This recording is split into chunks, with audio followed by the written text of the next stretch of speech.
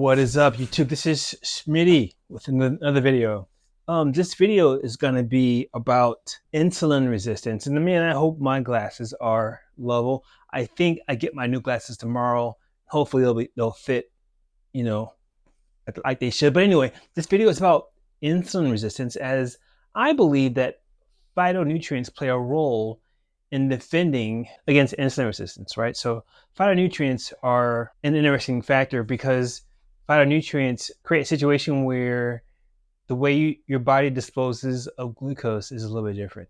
But anyway, so if you guys don't know, I'm Smitty. I'm a triathlete, trained for 18 months before attempting and completing my first Olympic distance triathlon, and I finished it in under 3 hours. So at the height of my training, I was riding my bike about 300 plus miles a week, and I was running about 30 miles a week. And up until the weeks before the event of the season, the triathlon I was doing, I was swimming about, a mile a week as I was riding and running all that stuff. So I got hit by a car one year, and it caused an issue with my back and my spine to where it compressed and it pinched some nerves or something. On the left side of my body was very numb. I couldn't do that, and my muscles atrophied.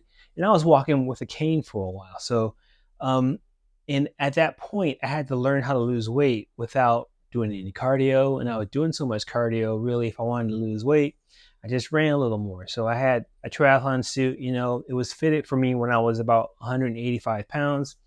And if I got heavier than 185 pounds, maybe to 190, I would just run a little bit more until I get down to about 180 until I come back up. Yeah, during that season, second season, I got down to about 165 maybe or so-ish. There was one 80-mile ride where I rode 80 miles, and after that, I pretty much lost like 8 pounds. But anyway, that's besides the point. I want to talk about insulin resistance. Insulin resistance, I've come to understand it, is an issue when you're bodybuilding or you're resistance training, you're not doing any cardio. So I think that phytonutrients play a role because as an endurance athlete, I know that white rice has an effect on performance. Like, it's out of this world. Like, you could ride so much faster on white rice. So if I eat typically 3 to 4 hours before I'm riding. I eat white rice and eggs, and then 3 hours later, 4 hours later, I'm riding like a champ.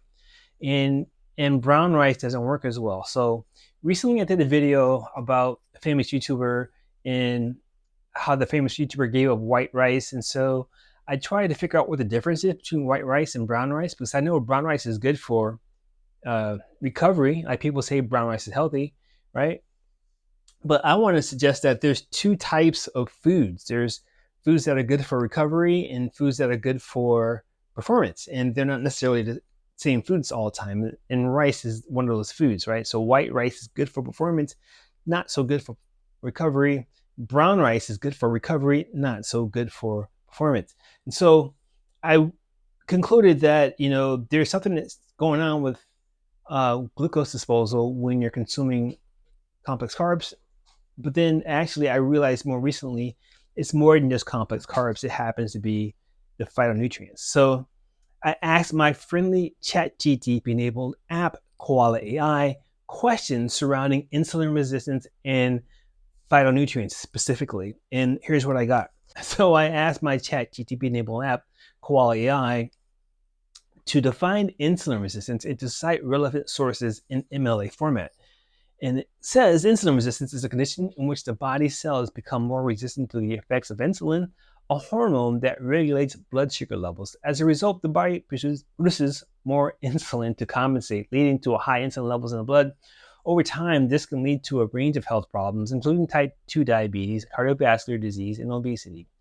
One source that provides information on insulin resistance is the American Diabetes Association, ADA. According to their website, insulin resistance is when cells in your muscles, fat, and liver don't respond well to insulin and can't use glucose from your blood for energy. To make up for it, your pancreas makes more insulin. Over time, your blood sugar levels go up. And this is from Insulin Resistance and Prediabetes on their website. Another source is the National Institute of Diabetes and Digestive and Kidney Diseases, NIDDK, which states insulin resistance increases the risk of developing type 2 diabetes and prediabetes. Prediabetes is a condition in which blood sugar levels are higher than normal, but not yet high enough to be diagnosed as diabetes. Insulin resistance and prediabetes is the work was cited from 2021, insulin resistant diabetes from the American Diabetes Association. And so I go on, so we just defined insulin resistance, and I'm going to go on and talk a little bit more about my theory about phytonutrients, right?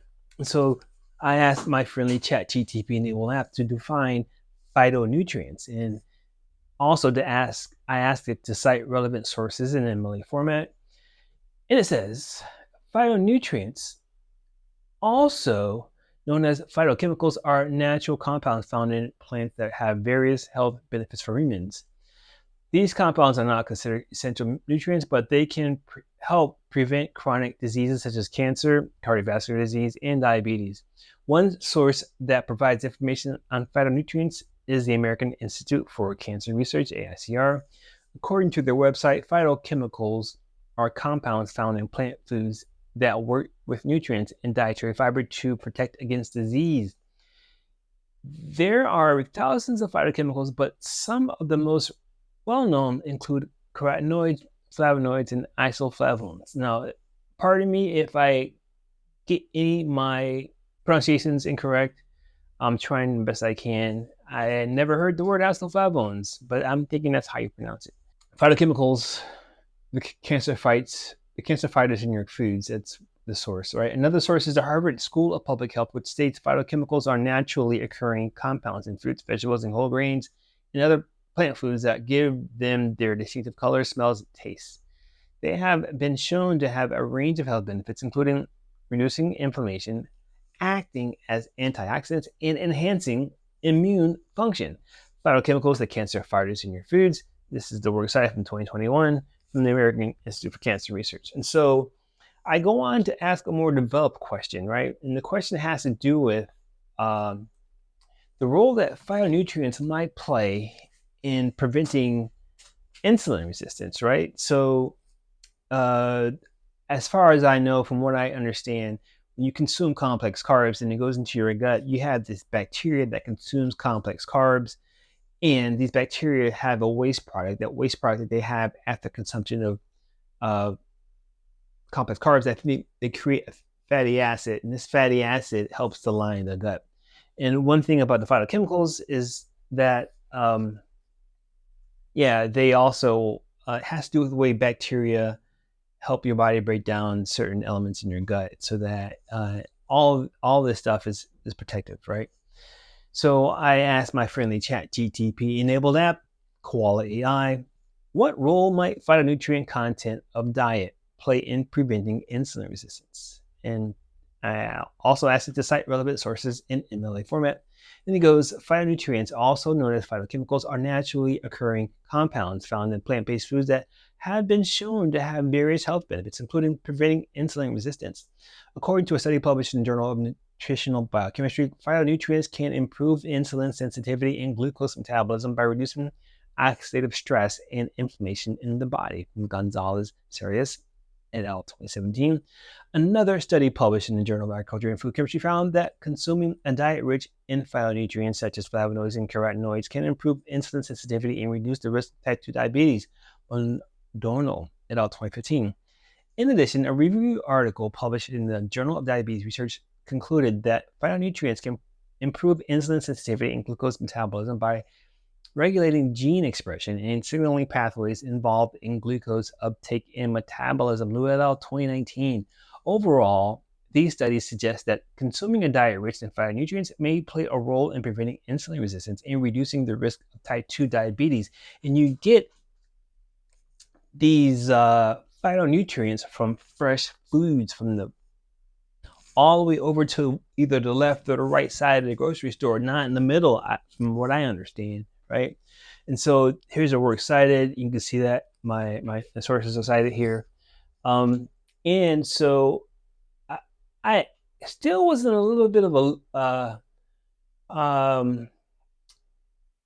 wanted to test Koala AI's ability to actually get to the root of things and be able to address This is like a 9-page study that it looked at in a journal of the, what is it? Journal of Functional Foods, right? So I asked Quality AI to describe the research methods and outcomes of the following study. Madonna, Catherine P. et al. Flavonoid-rich apple improves endothelial function in individuals at risk for cardiovascular disease. A randomized controlled trial. Journal of Functional Foods, volume 18 from 2015, pages 910 through 919. So it's what? Probably 10 pages, right? At least 9. So the study conducted by Madonna et al. This is how ChatGPT analyzed the thing like that, aimed to investigate the effects of flavonoid-rich apples on endothelial function in individuals at risk for cardiovascular disease, CVD. The study was a randomized controlled trial that involved 30 participants who were randomly assigned to consume either 2 flavonoid-rich apples per day or a placebo for 8 weeks. Now, I don't like fructose. That's my inability to consume fructose and feel comfortable about it is for another video. But basically, it talks about apples here, right? So the participants were required to maintain their usual diet and physical activity levels throughout the study period. So, they were consuming apples, either 2 flavonoid-rich apples per day or a placebo for 8 weeks. The researchers measured endothelial function using flow-mediated dilation, FMD, of the brachial artery at baseline and at the end of the 8-week intervention period. So the researchers measured endothelial function using flow-mediated dilation of the brachial artery at baseline and at the end of the 8-week intervention period. FMD is a non-invasive method that measures the ability of the blood vessels to dilate in response to increased blood flow. The researchers also measured other cardiovascular risk factors, including blood pressure, lipid profile, and markers of inflammation and oxidative stress. The study found that the consumption of flavonoid-rich apples for 8 weeks significantly improved endothelial function compared to the placebo group, with the p-value of 0.02. The apple group also has significant reduction in systolic blood pressure, the p-value of 0.03, in total cholesterol levels, the p-value of 0.01 compared to the placebo group. However, there were no significant differences in other cardiovascular risk factors between the two groups. In conclusion, the study, what it says here, let me fix my screen a little bit. In conclusion, the study conducted by Bonono et al. Suggests that the consumption of flavonoid-rich apples may improve endothelial function and reduce some cardiovascular risk factors in individuals at risk for CVD. The study used a randomized controlled trial design, which is considered a high-quality research method, and the findings provide evidence for the potential of health benefits of consuming flavonoid-rich foods, right? And so, that was the answer I got from Quality AI. And, this is how I do my research, and this is how, this is one of the ways to do my research. So I usually use Google Scholar. Quality AI probably doesn't have access to everything, but it has access to many things, right? And it can quote studies like nobody's business, and it can read through a complex study and tell you and glean it and get all the information out pretty simply. And it also is very useful for developing the hypotheses and how things work, right? So typically it may take me a day or two to go through a paper, then understand everything that's going on, understand the dynamics. But if you're asking good questions like we were taught in graduate school, you're going to get good answers, right? And so for those of you that don't know what et al. Means, right? So if you're new to like way science works and the way research works in America, or pretty much in academia, et al. Is an abbreviation of the Latin phrase et alia, which I'm not even sure if I'm pronouncing it right, but et alia means in others, right? And then the p-value thing, right? The p-value is a measure of strength of evidence against p-value is a measure of strength of evidence against, what does it say? The null hypothesis. So the null hypothesis. So I was telling you before how I do my research, and you had to develop great questions. And this p-value is a measure of strength of evidence against the null hypothesis. It represents the probability of obtaining a test statistic as extreme as or more extreme than the observed value. So the p-values usually make a difference, and usually it's just decided beforehand what the p-value is going to be, and then you do your stuff. So a p-value is typically compared to a pre-specified level of significance, such as 0.05 to determine whether the null hypothesis should be rejected or not. And that's how I learned it in grad school, and that's what is very, very relevant today.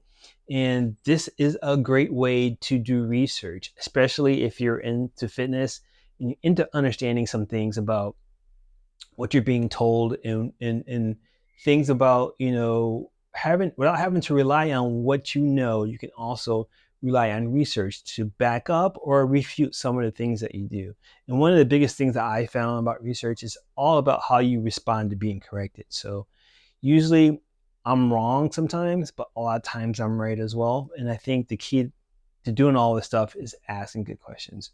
So there you have it. That's my video so far on insulin resistance. I'm going to do a little bit more research to figure out more nuances around phytonutrients.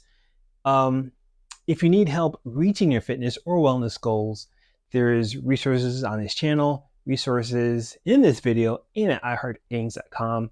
I'm Smitty. I hope you reach your fitness goals, and I'll talk to you in the next one.